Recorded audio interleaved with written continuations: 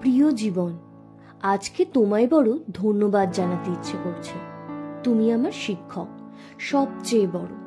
এই তুমি কখনো আমায় দিয়েছো অনুপ্রেরণা, আবার কখনো দিয়েছো তীব্র হতাশা। কখনো এগিয়ে দিয়েছো কারো ভালোবাসার হাত, বিশ্বাস, ভরসা দিয়েছো, আবার কেড়েও নিয়েছো। কখনো দিয়েছো আনন্দ, আবার কখনো সামনে রেখেছো কঠিন বাঁক। চড়াই উতরাই পার করতে করতে কখন যেন শিখিয়ে দিয়েছো বাঁচতে। আজ তাই আর অচেনা বাঁকে ভয় পাই না, বরং অদেখা জীবনের প্রতিটি মুহূর্ত দেখার জন্যই বেঁচে থাকি। বিস্ময় নিয়ে অপেক্ষা করি নতুন কিছু দেখার, অচেনাকে চেনার।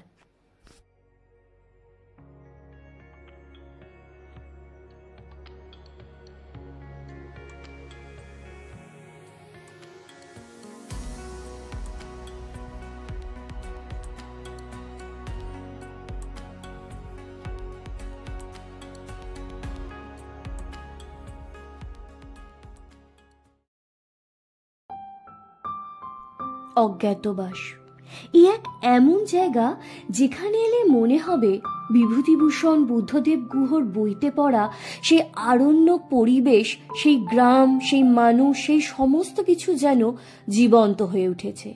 এখানে এসে প্রথমবার চাক্ষুষ করলাম সত্যিকারের গাছবাড়ি। এটা যদিও একজন মানুষের শখে বানানো, তবে এখানে উঠে চারপাশের প্রান্তর দেখতে অসাধারণ লাগছিল। চারদিক যেন একেবারে কোনো এক বইয়ের মতো সাজানো। সামনেই পাহাড়, আর রয়েছে ধু ধু প্রান্তর, বড় বড় গাছ। কোলাহল নেই, তবে কলতান আছে পাখিদের। আছে প্রকৃতির শব্দ, গাছ থেকে পাতা খসে পড়া। রাত হলেই আবার ঝিঁঝির ডাক।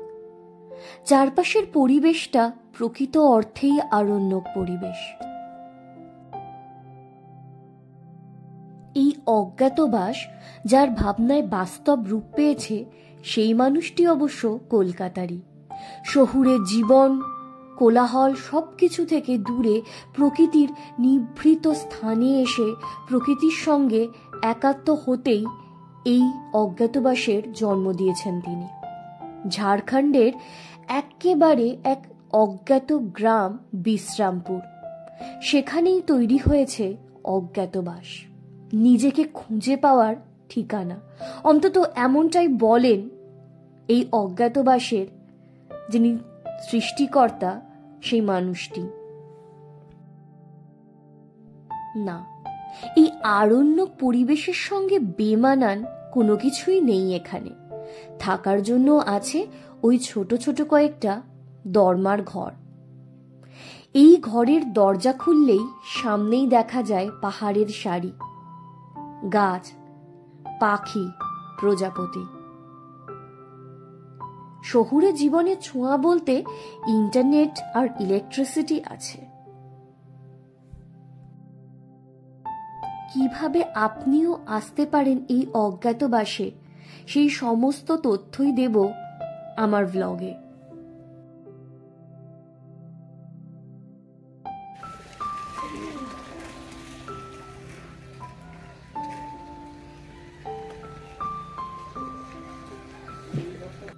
শহুরে পরিবেশের বাইরে এখানে জীবন এখনো বড্ড সাদামাঠা। বাচ্চাদের খেলার জন্য রয়েছে প্রকৃতি।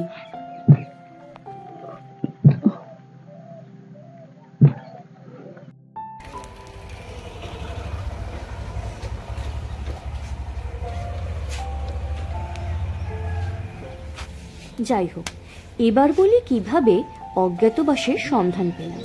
পেশাগত কারণে ছুটি নিয়ে টানাটানি, কিন্তু ওই যে বেড়ানোর ভূত মাথায় চাপলে যা হয়, আমার এক সিনিয়র সহকর্মীর সূত্র ধরে খোঁজ মিলল জায়গাটির, বিশ্রামপুরের অজ্ঞাতবাস।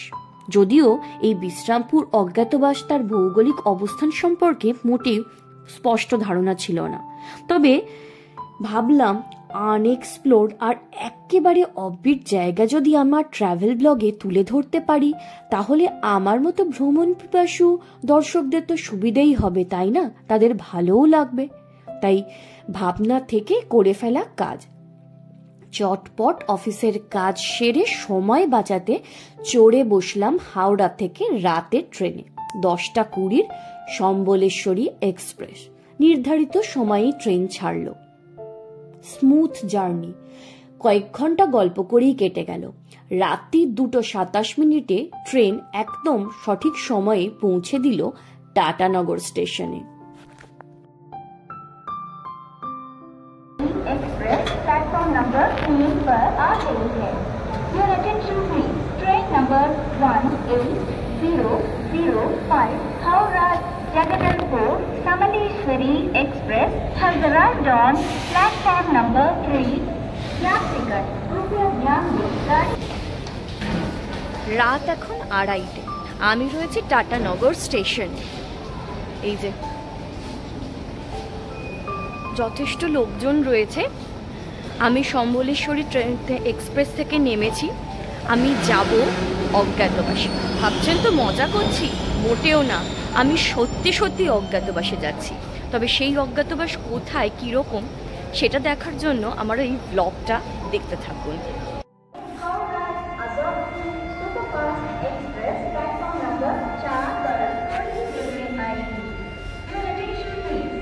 অজ্ঞাতবাসে যাওয়া কি এতই সহজ? টাটানগর থেকে আবার চাপতে হবে লোকাল ট্রেন। টাটানগরের স্টেশনের বাইরে এসে প্রথমেই টিকিট কাউন্টার থেকে টিকিট কেটে নিলাম। আর শীতের রাতের ঘুম তাড়াতে গরমা গরম ঘন দুধের চা চুমুক দিতেই মন একদম ফ্রেশ। আর শুধু কি চা, এই রাতেই বেশ জমজমা টাটানগরের স্টেশনের আশপাশের চত্বর। গরম গরম পুরি ভাজা হচ্ছে, আর তার সঙ্গে ডাল আর সবজি।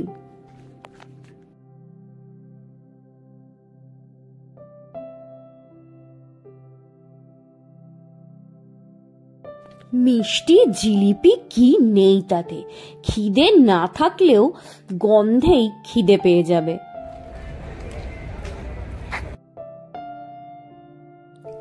টাটানগর টিকিট কাউন্টারের বাইরে আরও একটা ইন্টারেস্টিং জিনিস দেখলাম, ই বাইক সেন্টার। এখান থেকে ই বাইক ভাড়া নেওয়া যায়, আবার এখানে চার্জিংয়েরও ব্যবস্থা রয়েছে। বিভিন্ন রকম রেটও দেয়া রয়েছে, বিভিন্ন রকমের প্যাকেজ রয়েছে ভাড়া এবং চার্জিংয়ের।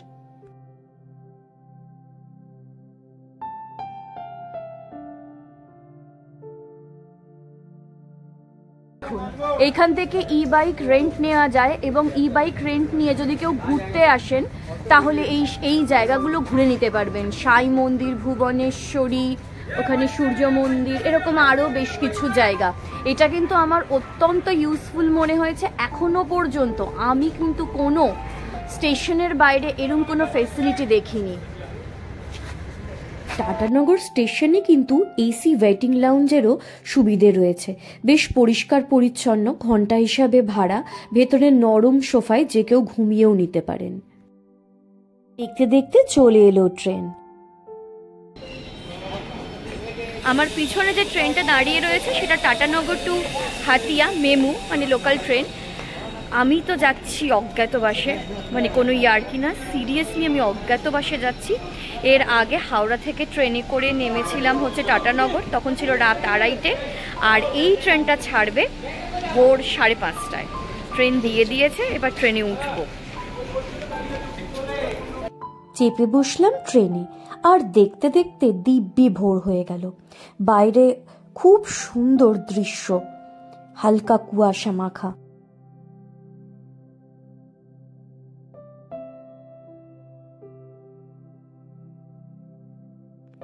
টাটানগর থেকে বিশ্রামপুর যাওয়ার স্টেশন মোটে 4টে। টাটানগরের পর আদিত্যপুর, তারপর গামারিয়া জংশন, তারপর বিরাজপুর, আর তারপরেই আমাদের ডেস্টিনেশন কান্দ্রা।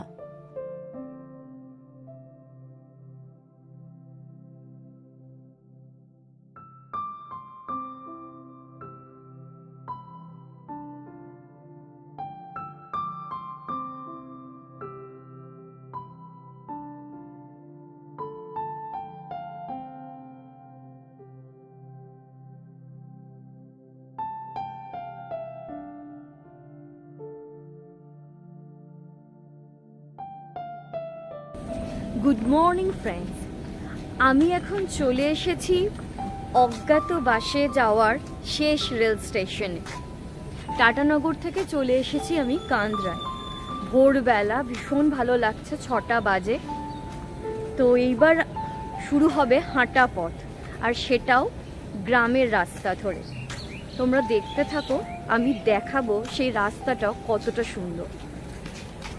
রাস্তার শুরুতেই চোখে পড়ল লাল শান বাঁধানো বিশাল এই গাছটা। বট না অসত্য সেটা অবশ্য আমি ঠিক জানি না।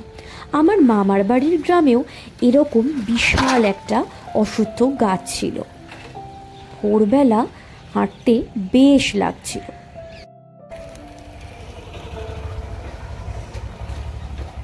খানিক যেতেই দেখি গরম গরম আলুর চপ ভাজছে, আর পাওয়া যাচ্ছিল খাস্তা কচুরি, জিলিপি।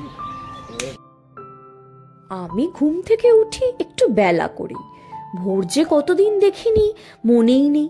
সূর্যোদয় তো কোথাও বেড়াতে গেলে তবেই দেখতে পাই।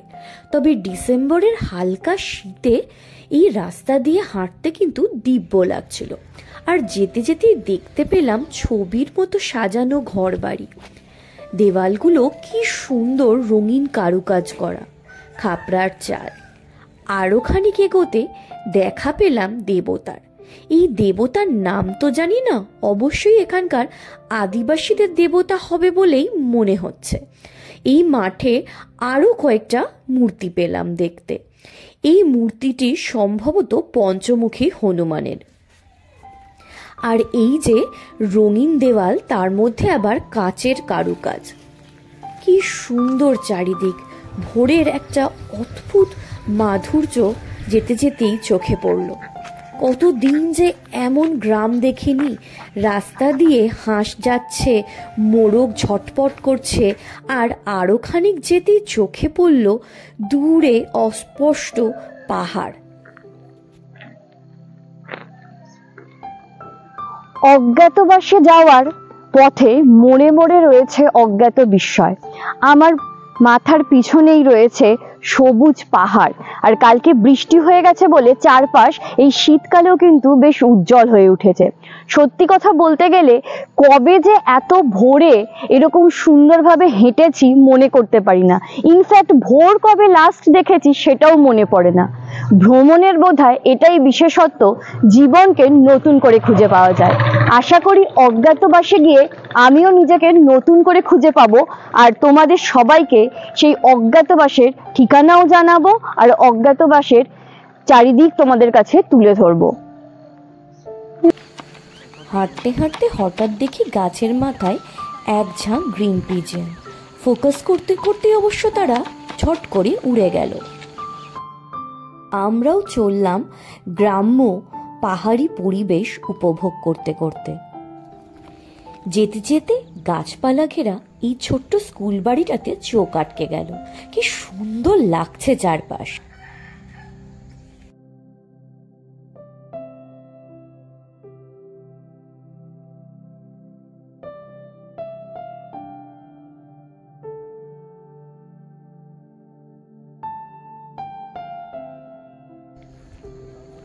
অজ্ঞাতবাসে যাওয়ার পথে রাস্তাটা সুন্দর হবে জানতাম, মানে অনুমান করেছিলাম, কিন্তু এরকম সুন্দর পাহাড়ের রেঞ্জ পিছনে সেটা ভাবতে পারিনি।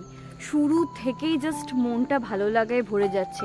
দুপাশে বড় বড় গাছ, এই যে দেখাচ্ছি, বিভিন্ন গাছে বিভিন্ন রকমের পাখি। হ্যাঁ, কোথাও সবুজ পায়রা, কোথাও অন্যান্য সমস্ত পাখি, সব মিলিয়ে রাস্তাটা ভীষণ উপভোগ্য। কতদিন বাদে যে এত ভোরে হাঁটছি সেটা আমি নিজেই ভুলে গেছি। হাঁটতে হাঁটতে রাস্তার বাঁক, কখন যেন পিছনের পাহাড়টা সামনে চলে এলো, আর রোদ ঝকমক করতেই পাহাড়টা ঝলমল করে উঠল।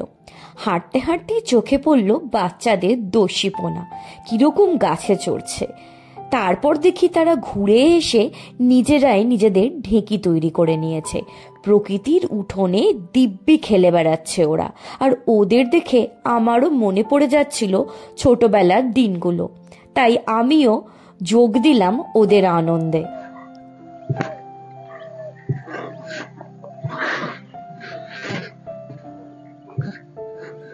এটা হলো ন্যাচারাল ঢেকি। বেড়াতে এসে এরম একটা অভিজ্ঞতা হবে ভাবতে পারিনি। অসম্ভব ভালো লাগছে। সেই কবে ছোটবেলায় পার্কে গিয়ে ঢেকি চেপেছিলাম, কিন্তু নেচার যে এরম সুন্দর ঢেকি করে দিতে পারে জাস্ট আগে বুঝতেই পারিনি। বেড়াতে গিয়ে পাহাড় অনেক দেখেছি, তবে পায়ে হেঁটে পাহাড়ের কাছে যাওয়া এমন অভিজ্ঞতা বড় একটা হয়নি। এখানে এসে যতই হাঁটি দেখি পাহাড় ততই কাছে আসছে।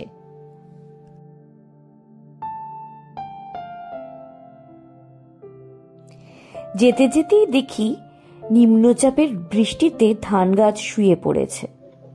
তবে শুধু পাহাড় নয়, পাহাড়ের কোলে এই টলটলে জলের পুকুর। সব মিলিয়ে যেতে যেতেই বুঝেছিলাম এ জায়গা ভীষণ সুন্দর হবে, আর গিয়েও তাই দেখলাম। পাহাড় তো দূর থেকে গিয়ে দেখছিলাম, যখন পৌঁছালাম বুঝলাম আমাদের থাকার জায়গা পাহাড়ের কোলেই। সামনের যে পাহাড়টা দেখা যাচ্ছে, ওই পাহাড়েই চড়েছিলাম আমরা। পরের পর্বে থাকছে এই পাহাড় চড়ার ভিডিও, আর থাকছে এখানকার একটা আদিবাসী গ্রাম উদয়পুরে যাওয়ার পথের অসাধারণ জঙ্গলের দৃশ্য। পড়ন্ত বিকেলে পাহাড়ের কোলে সূর্যাস্ত হচ্ছে, আর জঙ্গলের পথ দিয়ে বাইকে করে চলেছি আদিবাসীদের গ্রামে। সেই সমস্ত অসাধারণ ছবি ভিডিও নিয়ে থাকছে আমার অজ্ঞাতবাসের পরের ব্লগ। অজ্ঞাতবাস সিরিজের প্রথম ব্লগটা কেমন লাগলো জানাতে ভুলবেন না, আর ভালো লাগলে please like, comment and share করে দেবেন। আমার চ্যানেল টোটো কোম্পানিকে সাবস্ক্রাইব করে দেবেন।